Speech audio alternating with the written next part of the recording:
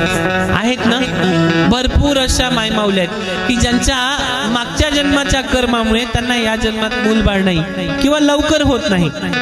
मग यासाठी एक सुंदर असा उपाय सांगितला गेलाय की हस्त नक्षत्रावरती भगवंत बेलाचं जे झाड आहे, बेलाचं झाड सगळ्यांना माहिती आहे ना, बेलाच्या झाडाची जी मूळ आहे त्या मुळीला घासायचं आणि हस्त नक्षत्राच्या योगावरती ते मूळ घासून प्यायचं.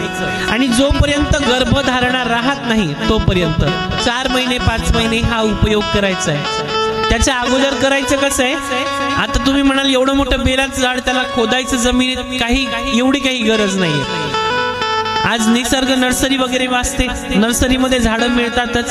8-10 फुटाचं एक सुंदर असं बेलाचं झाड आणायचं, काळ्या पिशवीमध्ये असतं. काळी पिशवी म्हटल्यावर दुसरी काळी पिशवी आठवू देऊ नका, तुम्ही काळी पिशवी हलवत आणता, ती काळी पिशवी नाही.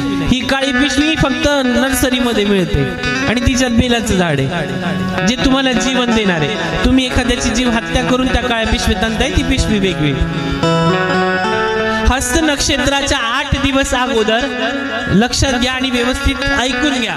हस्त नक्षत्राच्या 8 दिवस अगोदर ते झाड घरी आणायचं, एक मोठी कुंडी तिच्यात माती टाकायची, हे झाड तिच्या वरतीच ठेवायचं. पण झाड आणताना असं पाहून आणायचं की त्याच्या मुळा भरपूर बाहेर आलेला आहे. 8-10 फुटाचं आणायचं आणि हस्त नक्षत्र येईपर्यंत त्याची पूजा सेवा अर्चना सर्वत्र करायची.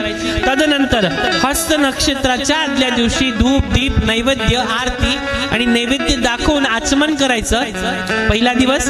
आणि हस्त नक्षत्राच्या दिवशी हेच करून त्या झाडाची मूळ काढायची आणि हस्त नक्षत्रावरती ती घासायची आणि पती पत्नी दोघांनी ती प्यायची.